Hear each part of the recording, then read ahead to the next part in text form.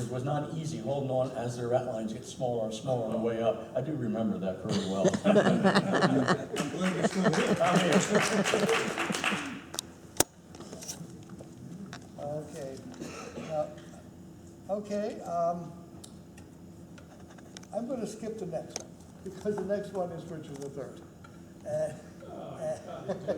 And I played Richard, so let's just skip over it. Can you be by the mic? We can't hear you too well. I said, Get by the mic. I'm going to skip over the next one because it's Richard III, and I'm going to go on to the other plays. Now is the winter of our discontent. May You glorious still summer. need the mic. You still need the mic, Oh, I still need the mic? Glenn. Yeah, Oh, they Yeah. use this, okay. After Richard III, Malachi did The Tale of Two Cities. And again, it was a tour de force in stagecraft. Because what Malachi did was to build a revolving stage in which both France and England could be simultaneously on the stage, but hidden from each other. Because Wow. Obviously, one scene would turn and it would be France, and the next scene would turn and it would be in England. For this, I need two people, and it's the scene where Charles Darnay, who was the immigrant, is put on trial in London for treason, against the British Crown. And Stryver, who is the associate of what's his name? Can't think of it.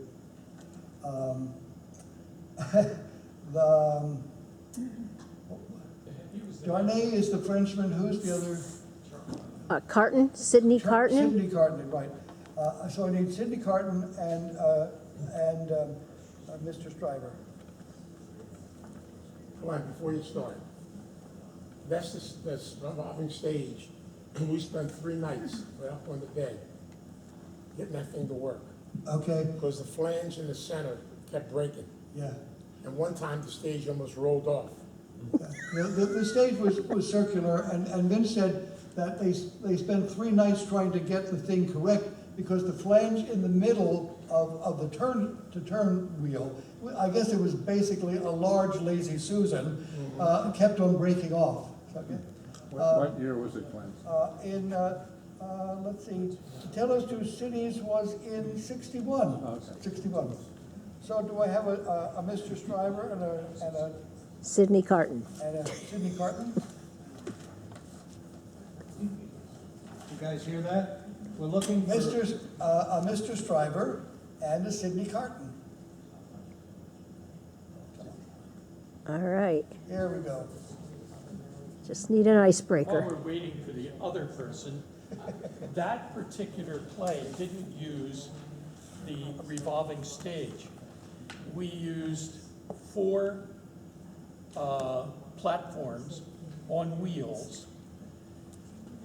The inside was a house or a living room, and the outside was the outside of the house. So that, and Bob, you were on the stage crew then, weren't you? Stage manager. Yeah, he was stage manager.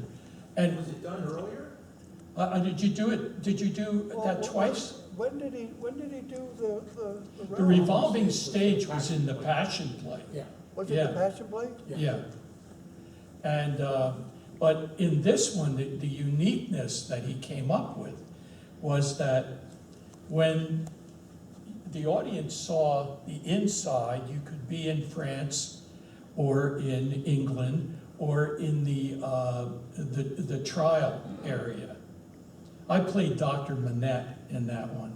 And but if you can imagine, there used to be a cyclotron in the back, huge screen, and you could project various light images on it. And what Malachi did is he created a shadow of the Bastille, and all of the stage crew and the other players, what they did is they turned the little rooms so you saw the outside. So as the crowd started on this side of the stage, you saw them running through the streets of Paris. And then it switched around and they came out of this side.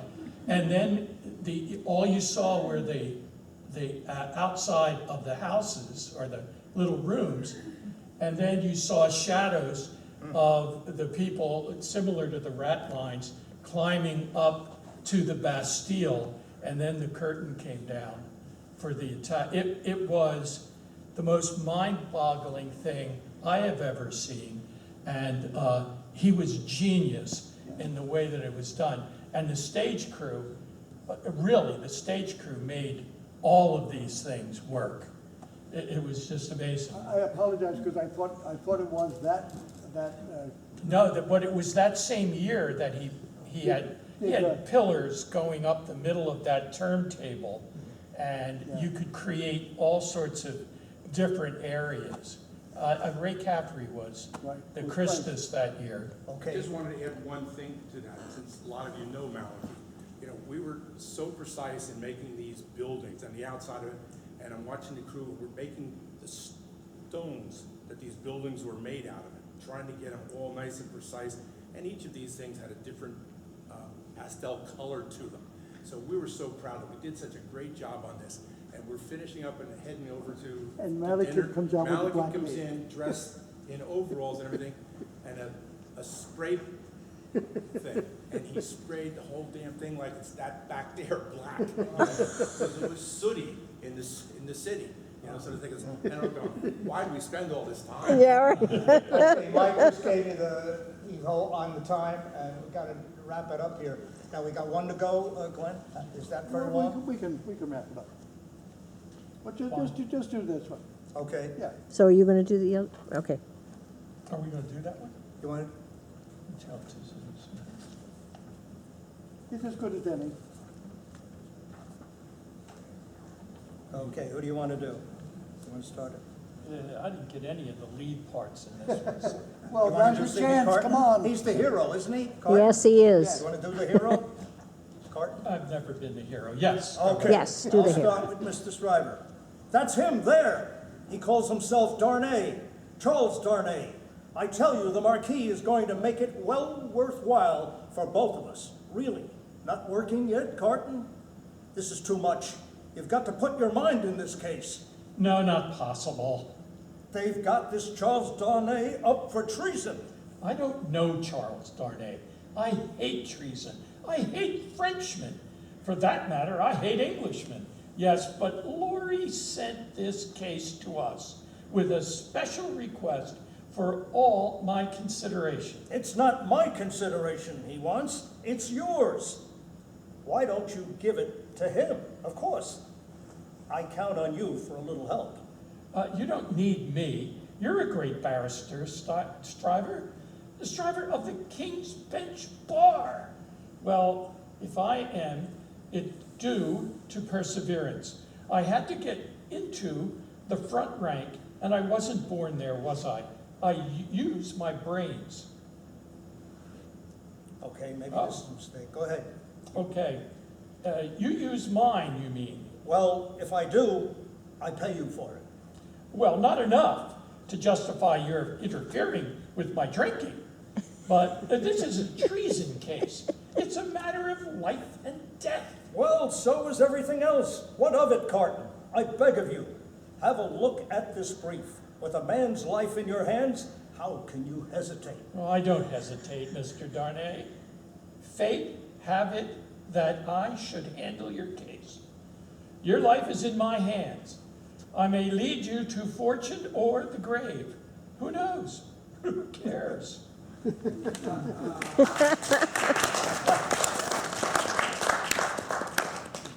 Fantastic.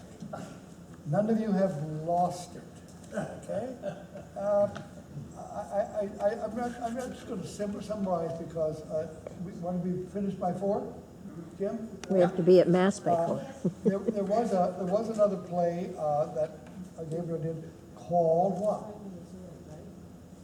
The Paths of Glory. The Paths of Glory. What? Mass is at 4 o'clock. Oh. Mass is at 4. Yes, we're finished then. Is Bob here? Bob Gregorio? We just left. Because he's the one that's celebrating, calling the shots on the mass. We go see where he is. You said he was leaving, go with He was leaving? Well, I guess he would, Yeah. he's probably gone. We may believe it. All right. Jim, he said he was leaving to go over early. Oh, okay, he's already gone. What do you have left? Well, I just have, the Pez of Glory was another, I don't know, Bob, were you the stage manager for that?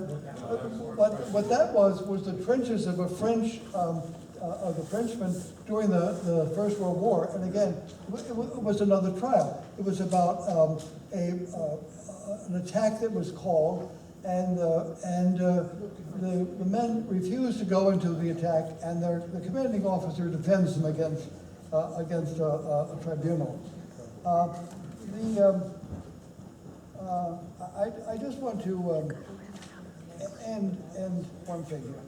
In '67, the news came. It's almost 4 o'clock for mass, Okay, right? we're done.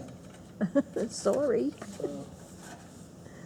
Okay, well, thank you, Glenn. It gave us a flavor of what we used to do many years ago.